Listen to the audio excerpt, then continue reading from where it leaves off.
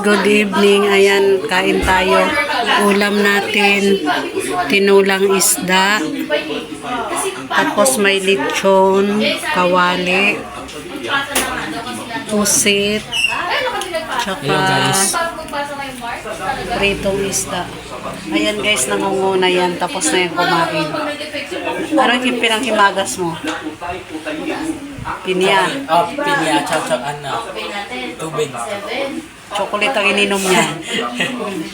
Nangyari ko po. Ubos na yung binalatan kong pinya. Ito chicharon ba to? Oo nga, chicharon. Guys, so taste test, Ah, guys. spicy.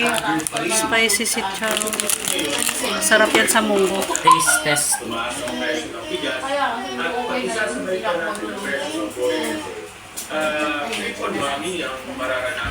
Tara, kain tayo guys. Bukas naman ng ERC na pag-aralan ang rekomendasyon ng Yun na yun. Yung pala, hindi. Half lang pala no. Plus yung ulong. Kaya nga kailangan. Ganito. Tayo tumulong. Oo. Yun. Huli. Wakabot sila ko na nalataos na niya. Sabi nga si Fred. Oo. Okay na. Kalahati. 50. Per month. Tapos. Ito ay. Hindi na kasi tayo nakapaan natin. nightmare was over. This is easy. Yes, woman.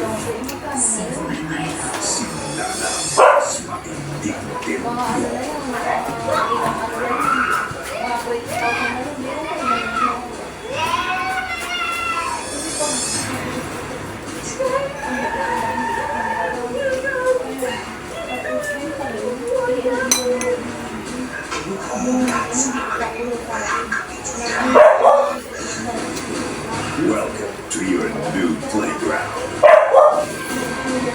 High Street, Rabe 4, 3:15 p.m. Pero kung nasabi ko sa kanya, kasi yung pinsan niya to na PNP. Sarap. Alis na. Kain. Ito, pusit. Adobong pusit. Parang, ano isang sa atin? Itong paksiw, tsaka pritong isda. Ayon sa Bureau of Fire Protection, Taytay, nagsimulang sumiklap ang apoy. Dakong hating gabi kanina, agad itong itinaas Sarap sa ng unang isda. alarma dahil sa mabilis na pagkalat ng apoy sa Tinulang magkakatid na isda. bahay. Naapula ang amoy, dakong alas 2 ng madaling Sarap. araw. Wala naman na ulan na nasaktan o nasawin sa insidente. Abot din sa mahigit 180,000 ang halaga ng ari-ari ang naabo. Patuloy pang inaalam ang pinagmulanan at sakit ng sunog. Inaasahan ng Bangko Sentral ng Pilipinas ang pagbilis ng inflation o yung pagtaas ng presyo ng bilihin at serbisyo dahil sa patuloy na tensyon sa gitnang silangan. Lumabas sa isang survey na ang pagbilis ng inflation ang pangunahing issue ng mga Pilipino na gusto nilang tugunan ng gobyerno ng Pangulong Johnson Manaba. 3 dekada nang naninirahan sa barangay Binyahan sa Quezon City ang pamilya ni Azucena hanggang sa muling masunog ang kanilang bahay noong Marso na nasunda na isa pang malaking sunog nito lang Huwebes. Pagtitinda, pinagpupunan nila ng panggastos sa araw-araw sa maliit na toldang ito na nakapwesto Sa labas. Ayan, medyo mahangin sa labas. Oh. Kita nyo, gumagalaw yung mga dahon. Medyo mahangin dito. Ayan. Yan. Ang laki ng buwan, no? Bilog na bilog ang buwan. Ang oras natin, 7:30. Ayan, dumuduyan ang mga dahon. Ayan, oh, mahangin. Medyo mahangin dito sa labas. Ayan yung bayabas ko, guys, oh, na ano, maraming bunga. 5 piraso yung napitas ko kanina. Sobrang laki. Tapos, hinog na talaga siya. Hinog sa puno. Ayan, oh, medyo mahangin dito sa labas. Ayan. Sumasayo yung mga dahon. Sa loob ng bahay, ang init. Kahit may electric pan. Yung singaw ng electric pan ba?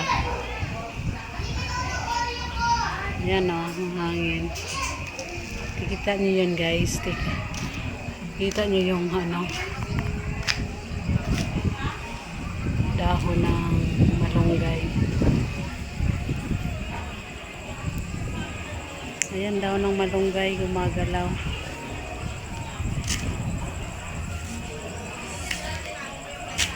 Ayan yung bayabas. Ayan guys, thank you for watching. Ito ang ating vlog ngayong araw na to. Ito mayroong ano dito, pusa. Hindi to sa amin pero lagi nandito. Nakikikain.